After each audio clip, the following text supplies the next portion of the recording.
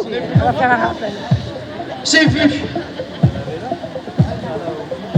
J'ai vécu. J'ai vu des milliers de gens s'organiser, des milliers de manifestants déterminés à protéger l'eau et le vivant dans la joie et l'amitié. J'ai vu 30 000 personnes rassemblées, toutes convaincues, passionnées, attentionnées. 30 000 militants et militantes qui ont compris que la lutte, c'est la solidarité, la confiance, la joie, la fête.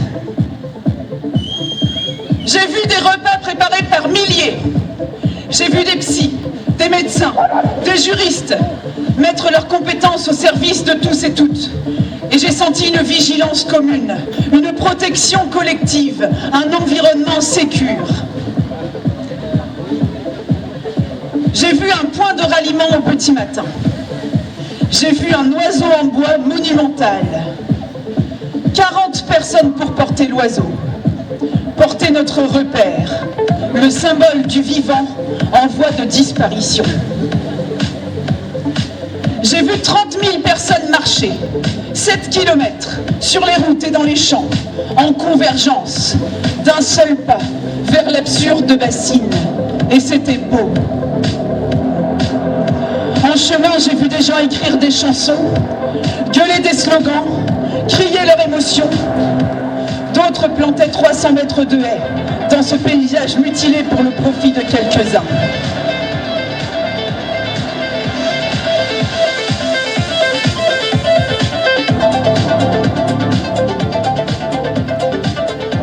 Enfin, j'ai vu la méga-bassine de Sainte-Soline. Énorme, gigantesque, un trou avec des montagnes de terre autour, précieusement protégé, manu militari, un nombre hallucinant d'escadrons de gendarmerie prêts à en découdre avec les défenseurs du vivant.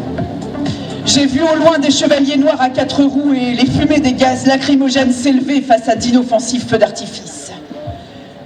J'ai vu des grenades lacrymo tomber, je n'ai plus rien vu, j'ai toussé. J'ai repositionné mon équipement, lunettes de piscine, masque Covid, additionné du col roulé de mon pull, et j'ai relevé les yeux. J'ai vu un champ de bataille, la chaîne humaine insistait pour se former. J'ai vu des manifestants et des manifestantes avoir peur et rester en retrait. Soudainement, j'ai été abasourdi par une grenade de désencerclement. Puis ces grenades explosives, blessantes et assourdissantes, tombaient par centaines autour de nous. Le champ de bataille s'est transformé en scène de guerre. Avec 2 amis, on se tenait par la main, faire corps, se débattre ensemble, se tenir et surtout ne pas se perdre. Lacrymo, grenades de désencerclement, grenades, lacrymo, grenades, il pleut des projectiles mutilants. Nous les évitons, nous couvrons de terre les lacrymos pour stopper la fumée. Nous relayons les appels au secours autour de nous. Médic! Médic!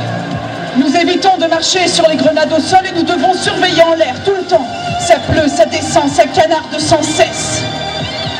J'ai vu 9000 personnes ne pas réussir à constituer une chaîne humaine. J'ai vu l'oiseau de bois se déplacer à nouveau, porté à force humaine. La outarde s'est approchée de la ligne de front et j'ai vu tous les manifestants lever les bras et ouvrir les mains. Signal d'apaisement. Mais les tirs de grenades ont repris de plus belle. J'ai vu les forces de l'ordre françaises s'en prendre à un oiseau en bois. Sans le distinguer d'un char d'assaut blindé, les forces armées, soumises à d'absurdes injonctions, ont attaqué une marionnette en palette.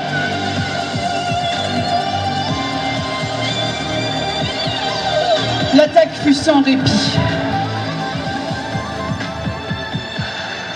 Un porteur est tombé. Le jeu s'est arrêté. La outarde s'est posée. J'ai vu les militants renoncer pour l'instant, comprenant que manifestement la force et la violence sont disproportionnées et déséquilibrées. 5000 grenades et des armes de guerre pour contrer une action symbolique autour d'un trou de terre. Ça a duré 2 heures. Il y a des mesures. Et je n'en reviens pas d'avoir été la proie des forces de l'État capables de tuer en voulant dissuader. Le match a été intense. On a soufflé, on a bu, on a respiré. J'ai vu des manifestants proposer à manger à ceux et celles qui les entouraient. Des attentions réconfortantes qui ont précédé l'annonce d'une nouvelle violence. Il y avait des blessés en urgence vitale. Ils ne pouvaient pas être secourus par les ambulances à qui l'accès au site était refusé. Quel était l'intérêt de cette décision des autorités? Leur fallait-il un mort pour le spectacle médiatique et politique? C'est certain, ils sont fous. Fous et stupides. Nous nous sommes écartés de la zone d'affrontement.